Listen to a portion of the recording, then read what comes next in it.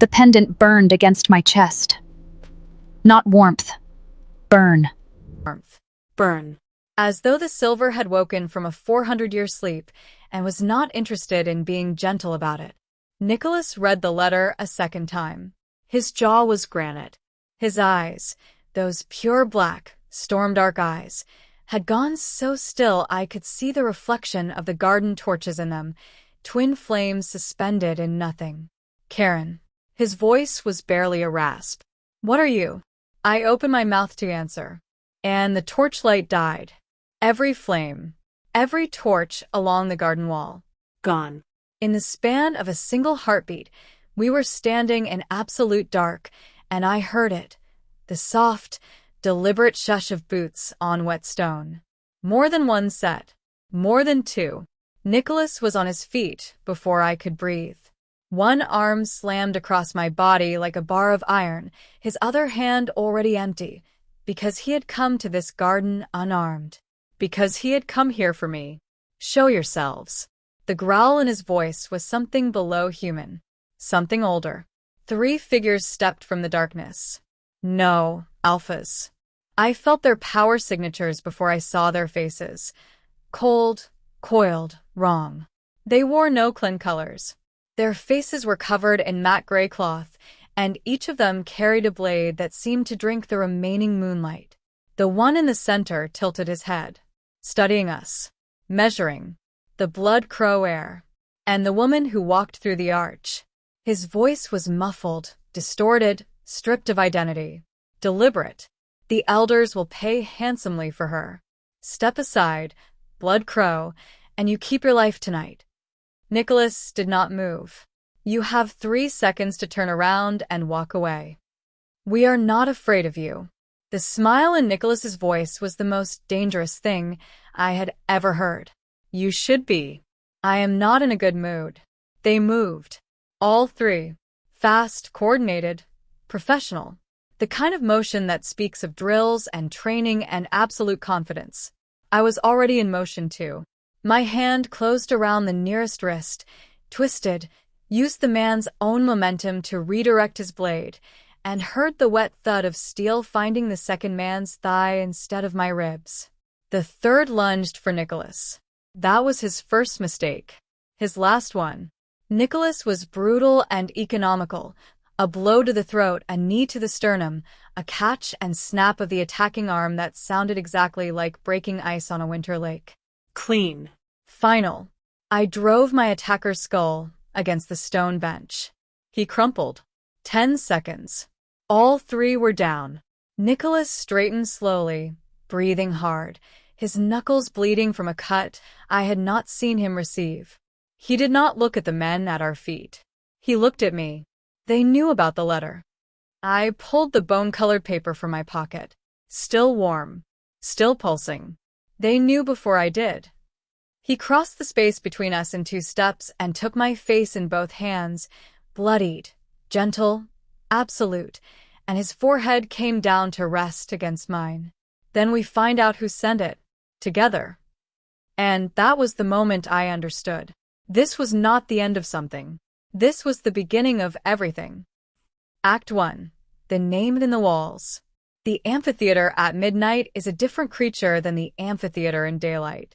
During the day, it is stone and history and the smell of chalk dust and old ceremony. 40,000 seats rising in perfect rings around a floor where alpha heads have been chosen and unmade for 6 centuries. At midnight, it is a skull. A hollowed-out skull with obsidian walls that reflect nothing.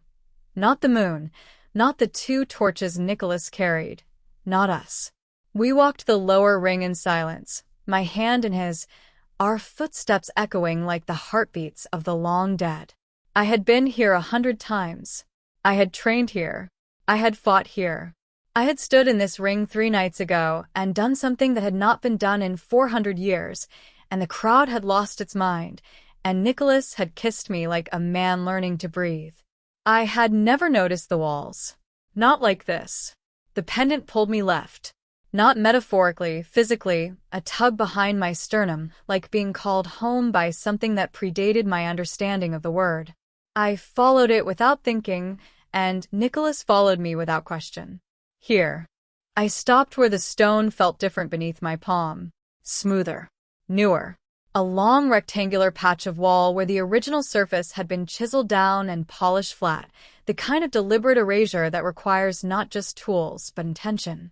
Someone had worked very hard to make this look like nothing. Nicholas raised the torch. The scar in the stone was unmistakable once you knew to look for it. He studied it in silence for a moment. How old? 400 years. Give or take a decade. He looked at me. The same time she disappeared. I pressed my palm to the cold stone and did not answer, because the pendant had just gone from burning to blazing, a heat that traveled up my arm and into my shoulder and down into my chest like something looking for its own heartbeat. And the stone answered. Faint lines began to emerge. Silver veins, ghost-thin at first, then bright as fresh cuts, tracing shapes that the chisel had removed but could not unmake.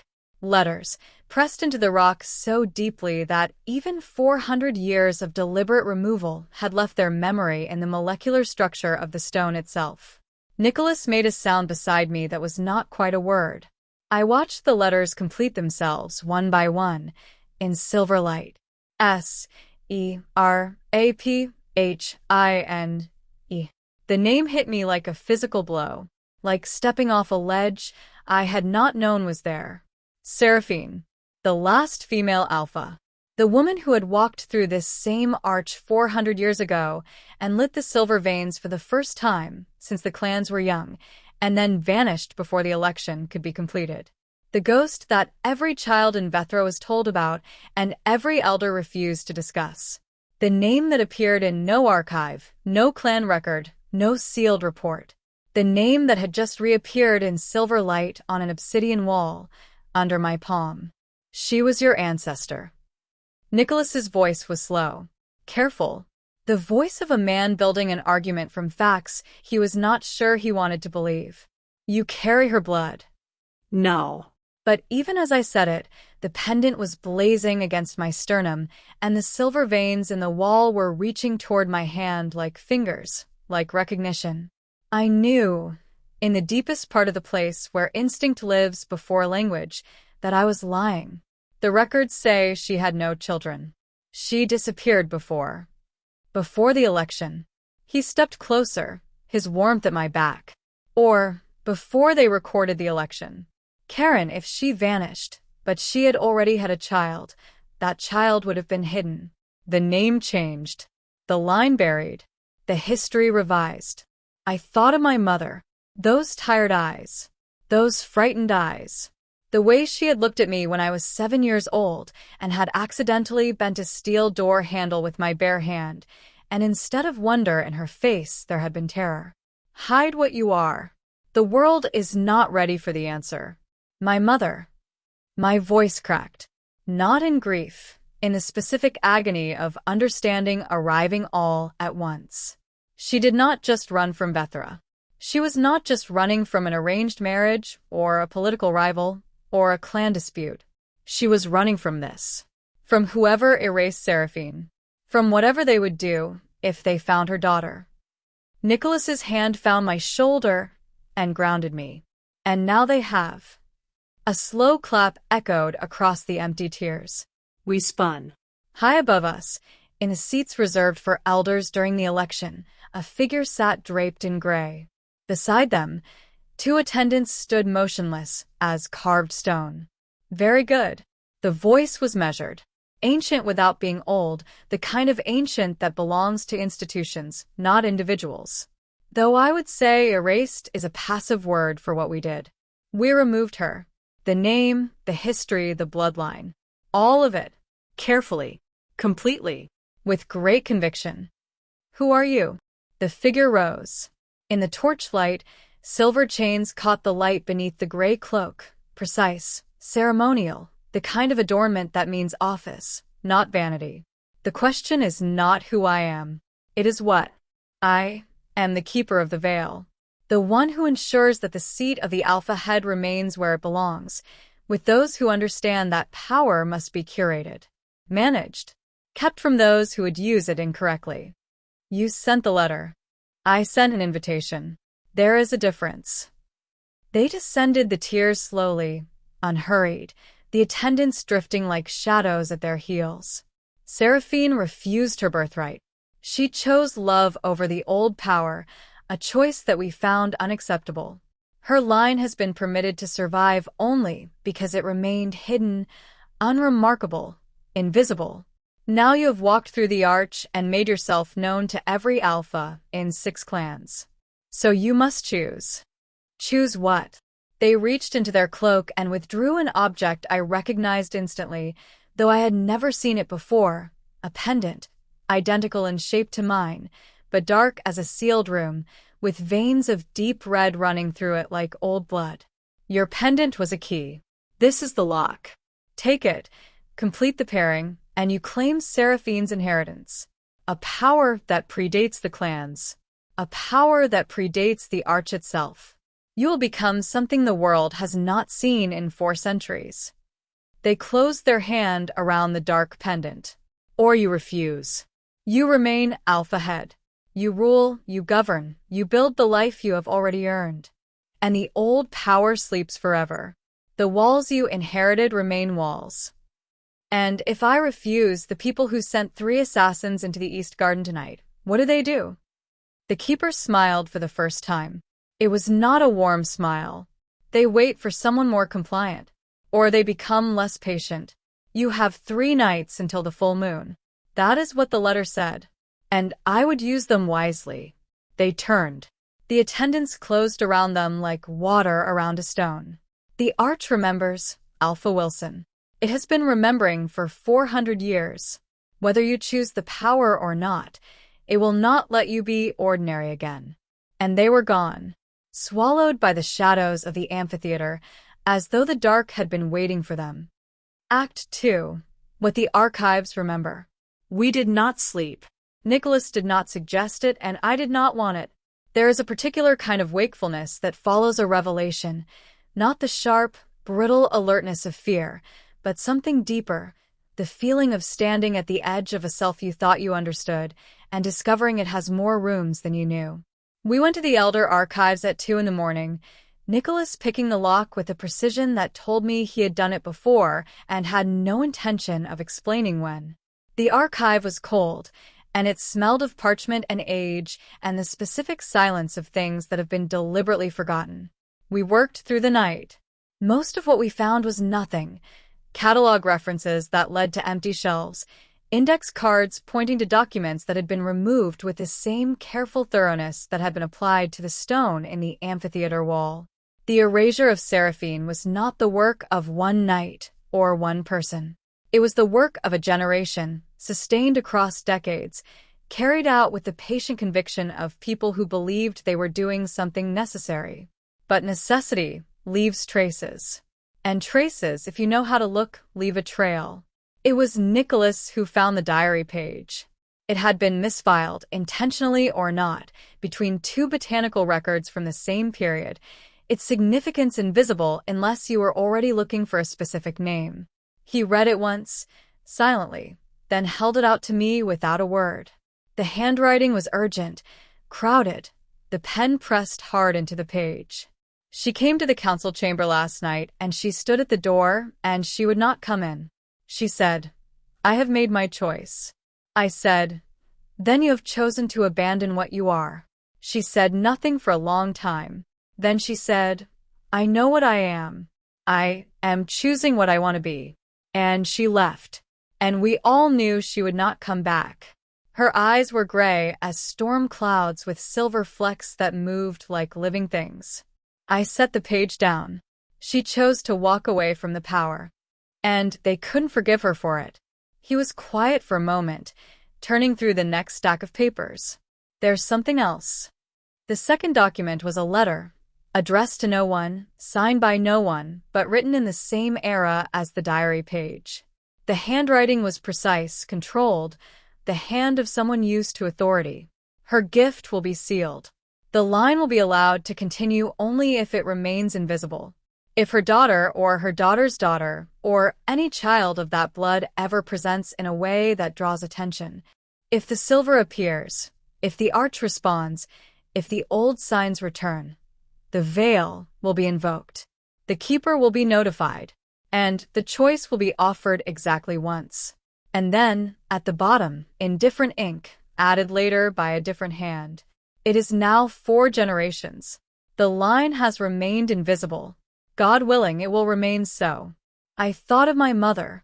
I thought of a woman who had spent her whole life making sure her daughter was invisible, who had cut off every connection to Vethra, moved us 5 times before I was 10, looked at every silver sign in me and quietly, carefully, deliberately hidden it. She had known. She had known the whole time, and she had chosen to protect me the only way she knew how. By making me smaller than I was. By teaching me to hide. She must have been so frightened. My voice came out quieter than I intended. Nicholas looked up from the documents. My whole life, I thought she was ashamed of me. The way she flinched every time I did something too much, too strong, too fast, too loud. I thought she wished I was different. He crossed the space between us and crouched in front of the chair where I sat, putting himself at my level, his eyes steady on mine. She wasn't ashamed of you. I know. She was terrified for me. Which is. I stopped. My throat had done something inconvenient. Which is worse, somehow. Because it means she knew exactly what I was and spent my entire childhood helping me pretend to be less than it. Nicholas's hands came up and covered mine on the arms of the chair. And now you don't have to pretend anymore. I looked at him. At this man who had stood in front of my enemy for 20 years without being asked, who had waited without ever once making me feel the weight of the waiting, who had come to a garden unarmed because he trusted me and gotten a knife fight instead, and was still here. You are ridiculously good at being exactly what I need. Something shifted in his expression, not quite a smile, softer than that. I have had 14 years to practice. The 3rd document stopped my breathing entirely. A confession. Brittle parchment, ink faded to the color of dried leaves, the handwriting of someone whose hand shook. She was not merely an alpha. She was the first daughter of the line that built the arch. The silver veins in the stone are her bloodline's mark. It was never the arch recognizing an alpha head. It was the arch recognizing its own. When she refused to take the throne of the old ones, we feared what she might become if left unchecked. So we made her disappear. Not gently. And we buried the truth so deep we believed it would remain buried. A pause. Then, but the arch remembers. The arch was built to remember. And one day, someone with her blood will walk through it again, and the silver will return, and the choice will come back with it. May whatever grace exists in this world have mercy on her. She will meet it. Because the ones who took the throne of the old ones for themselves will not give it up without a war. Nicholas set the parchment down on the table very carefully, the way you set down something that might break if treated roughly. The old ones. The arch was not built by the first clans. That's what every child is taught. Every child is taught a lot of things that turn out not to be true. He looked at the map we had unfolded across the table, the one from Seraphine's era, marked with symbols I had not recognized. Looking at it now, through the lens of what the confession had told us, the symbols resolved themselves into something with structure, something with direction. These markers, they converge. On the neutral territory, we stared at each other across the cluttered table, the archive silent around us, the cold of the room pressing in. We go. Nicholas. Not negotiable. He said it flatly, with the absolute certainty of a man who has made a decision so many times in his head that the actual moment of saying it aloud is barely an event. You are not walking into the neutral territory alone. You are not walking into anything alone. Not again. I have spent 14 years watching you from a distance, Karen, because that was what you needed and what the circumstances allowed.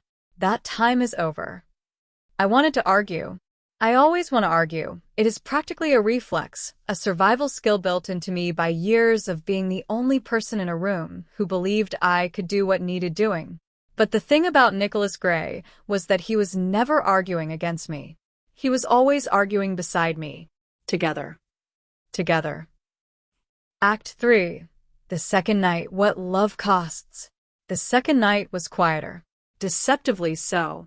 We had spent the day in the archives and in the neutral territory maps, piecing together what we could from fragments and edges and the shapes of deliberate absences. By evening, we had enough to know the direction we were going and not nearly enough to know what we would find when we got there. Nicholas made dinner. I don't know why this surprised me. He was, objectively, a man with hands and a kitchen, and there is no logical reason why the blood crow heir should not also be able to cook.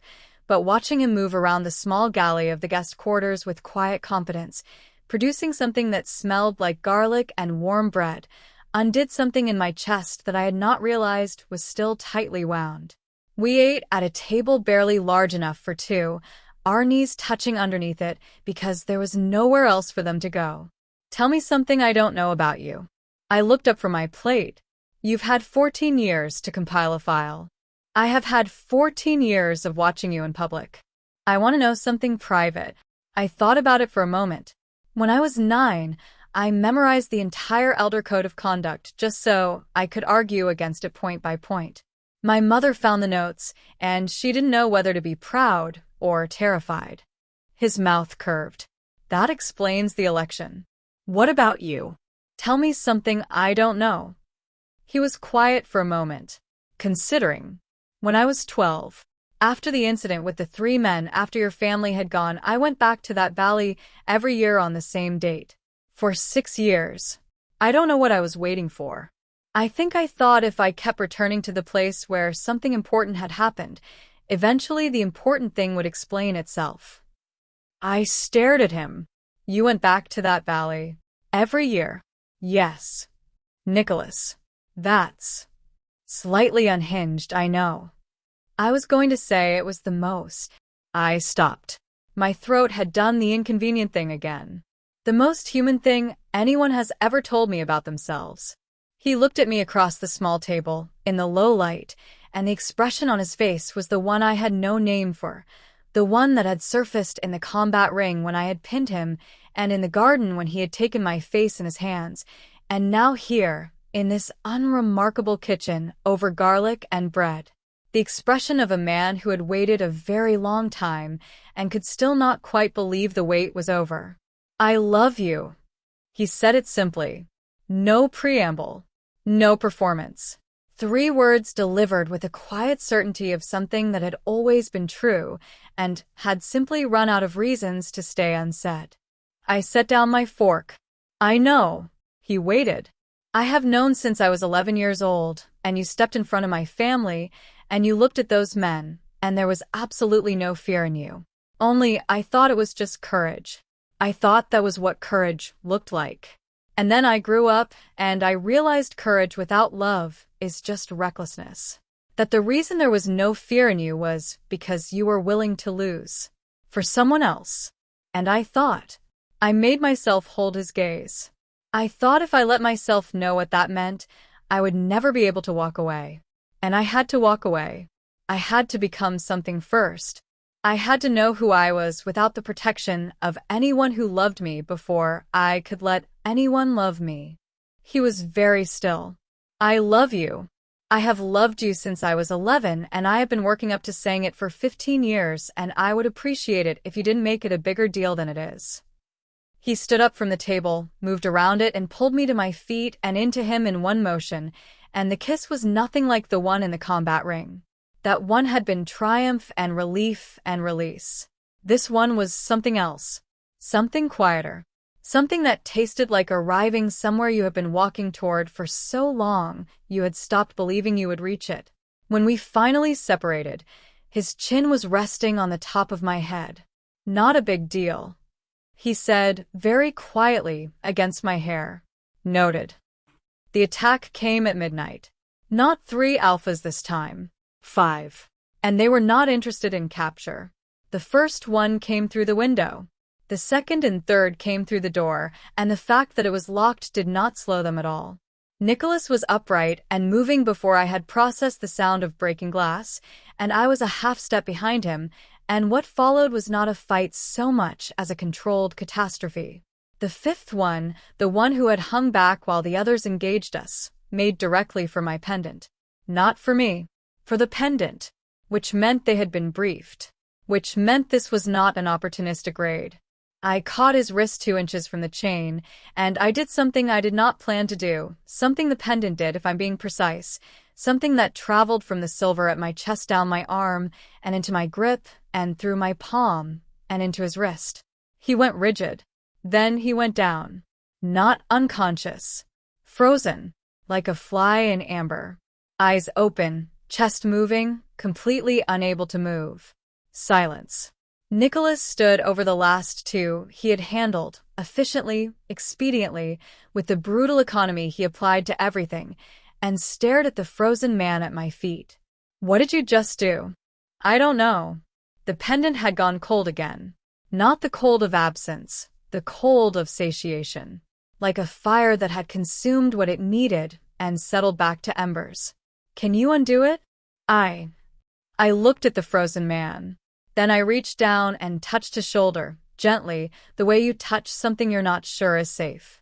He crumpled immediately, unconscious, in the way that all the others were. Nicholas and I looked at each other over the wreckage of the room. The power is already waking up. I know. Whether you choose the lock pendant or not. I know. He was quiet for a moment. Then the keeper's choice isn't really a choice, is it? It's a deadline. I thought of the letter. 3 nights until the full moon. I thought of the confession. Those who took the throne of the old ones will not give it up without a war. I thought of my mother's frightened eyes and Seraphine's name in silver light, and the way the arch had lit for me. Not with gold, the color of alpha strength, but with silver, something older. We need to find the cavern before the moon rises tomorrow night. And the keeper? I think the keeper is the least of our problems. A moment with you. Before I go on, before we walk into the cavern and find out what Seraphine's inheritance truly is, I need to stop for just a moment and speak to you directly. You who found the story. You who stayed. Because here's the thing about Karen Wilson, about Seraphine's daughter, hiding in plain sight, raised to be smaller than she was, spending her whole life mastering the art of the invisible, she only becomes fully herself when someone is watching. Not judging. Watching. Bearing witness. That's you. And if this story has hit something in you, if you have ever been told to hide what you are, if you have ever loved someone from a careful distance, if you have ever stood at the edge of a power you didn't ask for and felt the terrifying pull of it, then I want to know. Drop a comment below and tell me, what would you choose? The old power, the thing that might change you, the thing they've been trying to bury for 400 years, or the life you've already earned, with the man who went back to that valley for 6 years and never stopped waiting? Tell me, because this choice belongs to all of us who have ever been called too much. And now, back to the dark. Act 4.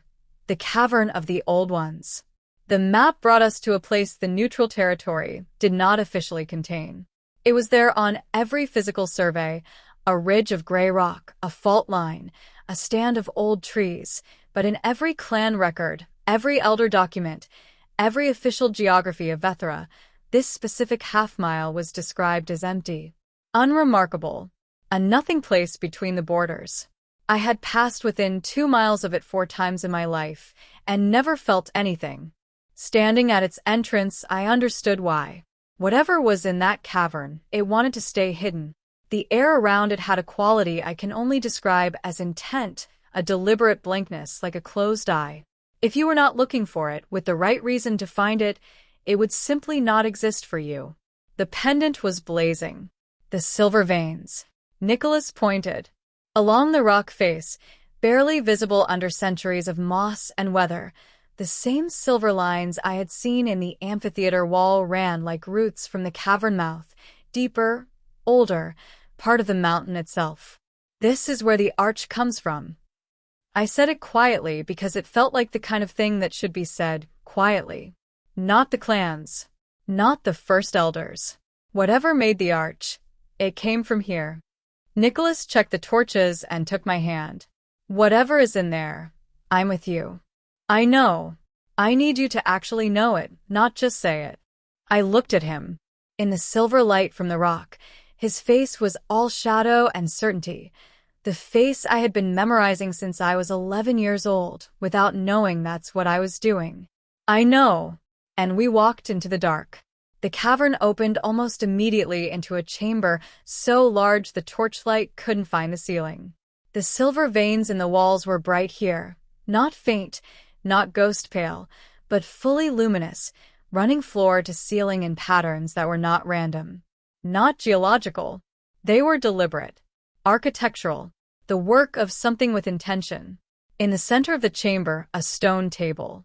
On the table, the dark pendant. Not the one the keeper had shown us. That one had been a copy, a facsimile, a representation. This was the real thing. Ancient, pulsing faintly, its red veins moving like breath. It had been here for 400 years, waiting. Beside the table, a figure. Not the keeper. Not an attendant. A woman, sitting in a stone chair as though she had sat down to rest for a moment and simply not gotten up. Her clothing was 4 centuries out of date. Her eyes were closed, and the silver light of the cavern walls gathered around her like a cloak.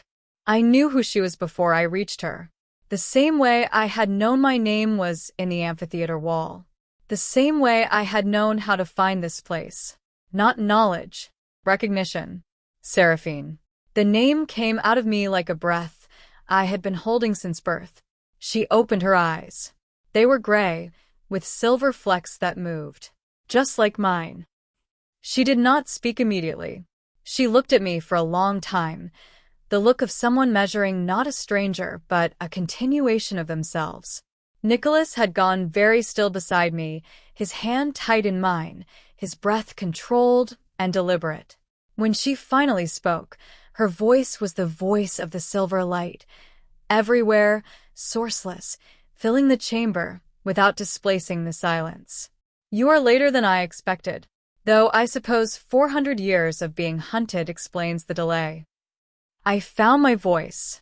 How are you, alive? After a fashion. The old ones do not die the way the clans die. They wait. I chose to wait here, in this form, because I needed to be present for this conversation. I needed to look at my daughter's daughter's daughter's daughter and know, before she chose, that she understood. Understood what? Seraphine stood. She was tall, taller than I expected, though I don't know why I had an expectation. She moved with the unhurried certainty of something that had made peace with time. They told you the old power is a throne. They told you it is something to be taken or refused. That is the language of people who understand power only as dominion.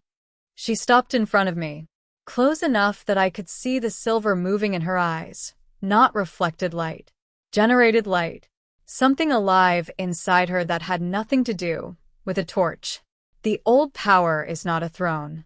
It is a root system. It is what holds the world together when the clans tear at each other.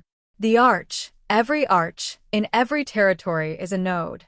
I built them. My kind built them. Not as gates for elections, but as anchors. Points of connection. The silver has been sleeping because there has been no one of our lines strong enough to wake it.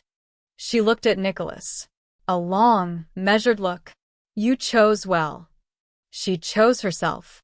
I was just fortunate enough to be standing close. Seraphine's expression shifted, something that in any other face would have been a smile. Yes. That is exactly the right answer. She turned back to me. The keeper offered you a choice between power and the life you have earned. That framing was false. The real choice is this.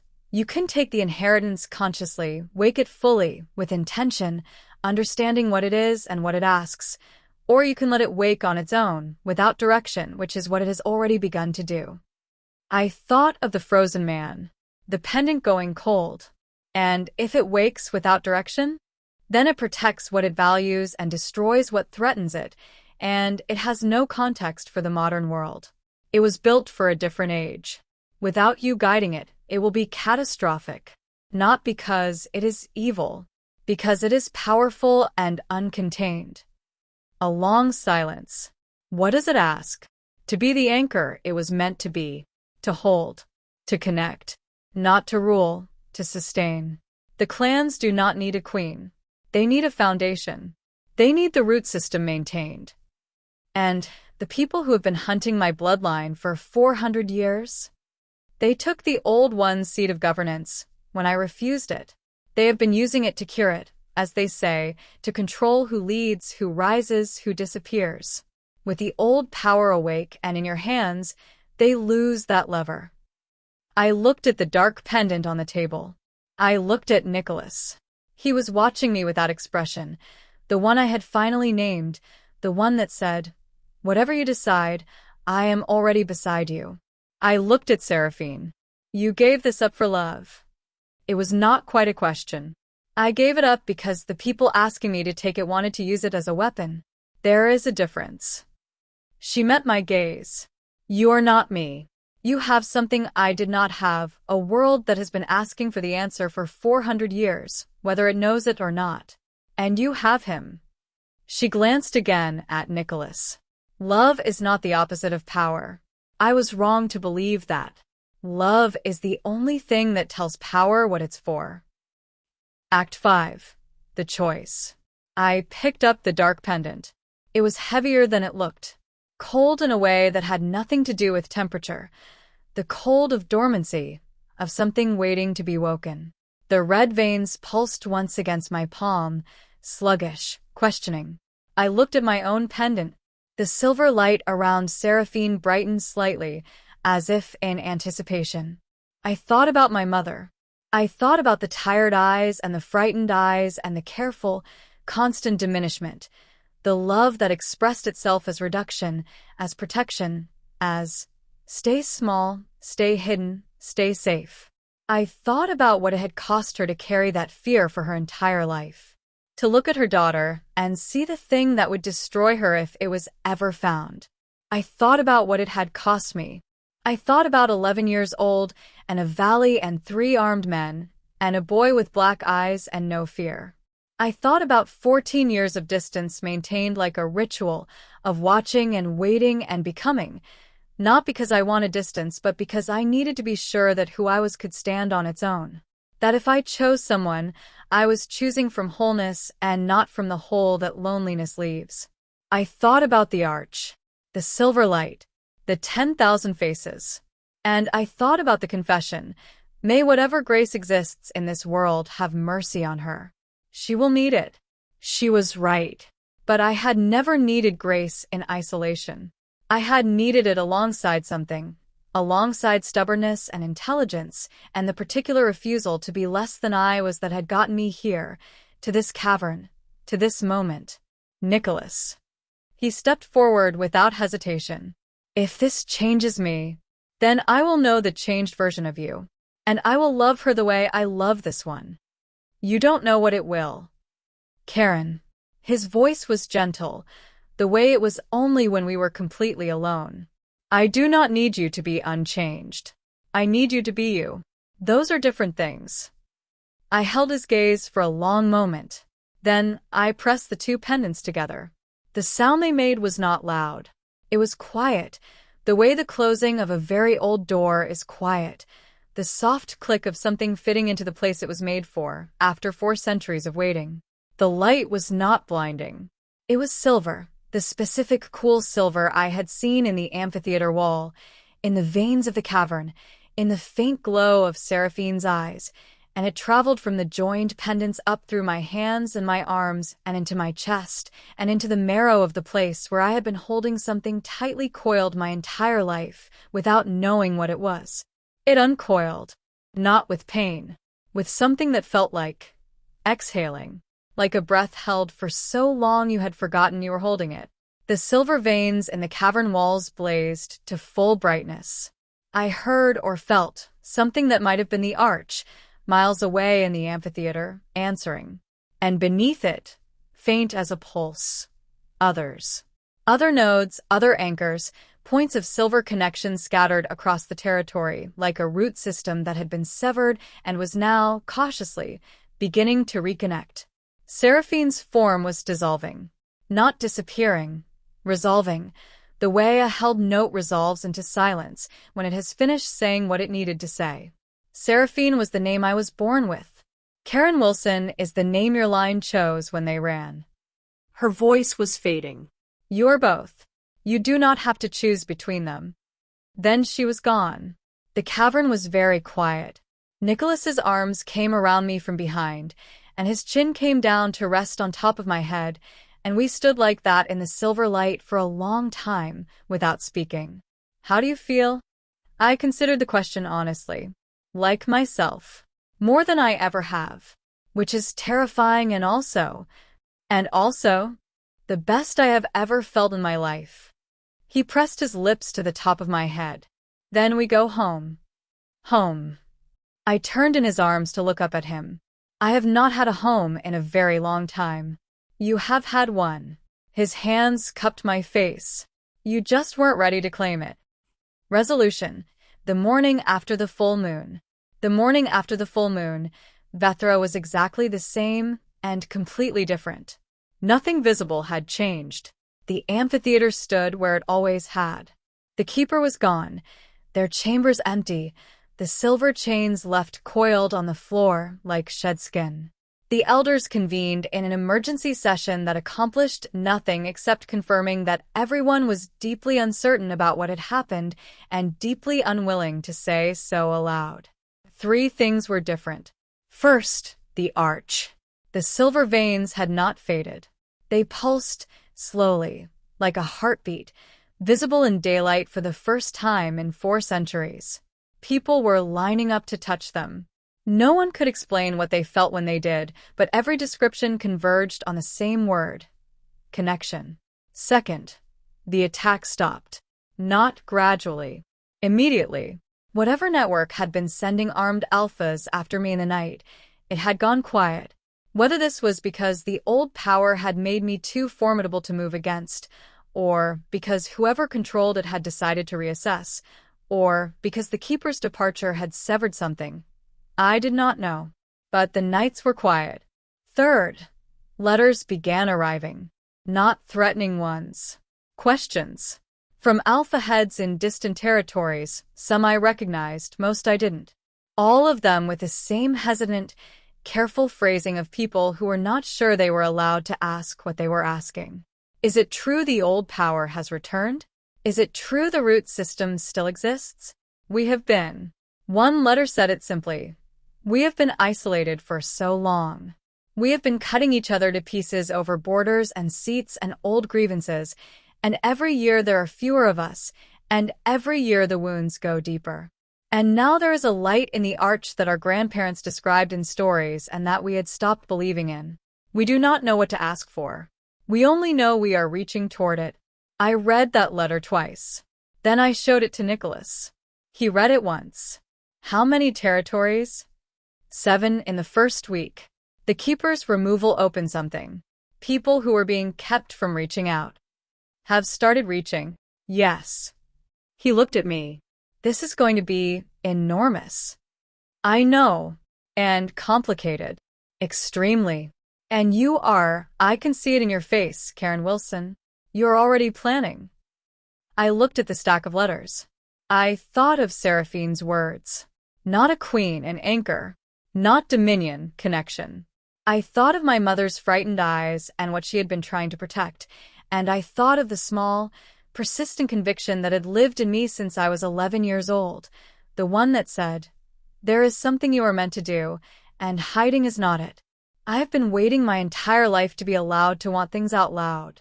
Nicholas crossed the room and sat beside me. You don't need permission anymore. I know. I leaned into his shoulder. But it's better with you here. His arm came around me. The pendant was warm against my chest.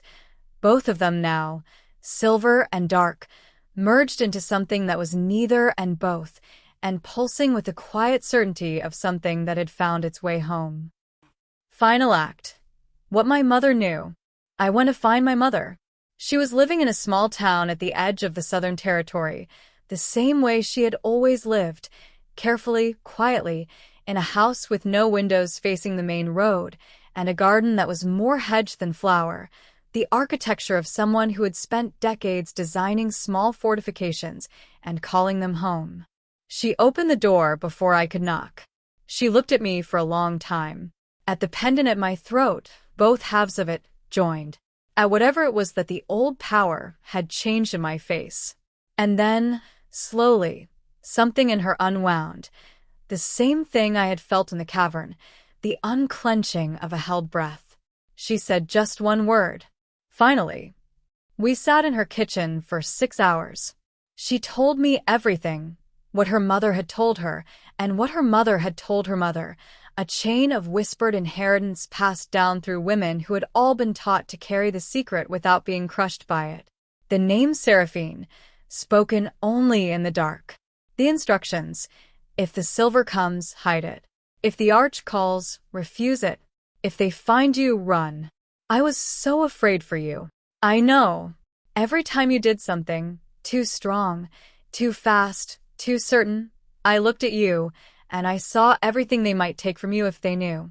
And I thought, her voice caught. I thought if I could just keep you small enough, keep you hidden enough, you would be safe. And you would hate me a little for it, and I could live with that. I reached across the table and took her hands. I don't hate you. I know. That's almost worse. I laughed. It surprised us both. Mom. Was it? She searched my face. Was it what she said it would be? Your great-great-grandmother's account said it would be like exhaling. Like releasing something you had been holding since before you were born. My mother's eyes filled. She said it would feel like coming home. Yes. We were quiet for a while. The man who came with you. He's waiting outside. I know. I can feel him. He's been standing very still at the end of the path for approximately 40 minutes because he wants very much to come in and is being respectful of the fact that this is your conversation. She looked at me with an expression that, for the first time in my memory, had no fear in it. He loves you. Yes. And you love him.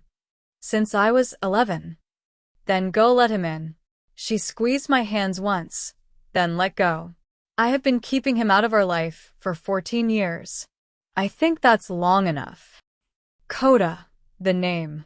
That evening, as the sun went down over the Southern Territory, I stood with Nicholas in my mother's garden and told him something I had never said aloud. Seraphine. He looked at me. That's the name I was born with.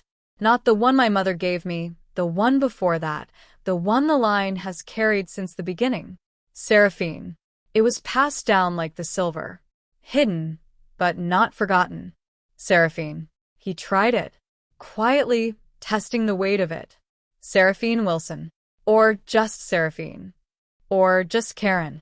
It doesn't have to be one thing. No. He said. It doesn't. He took my hand.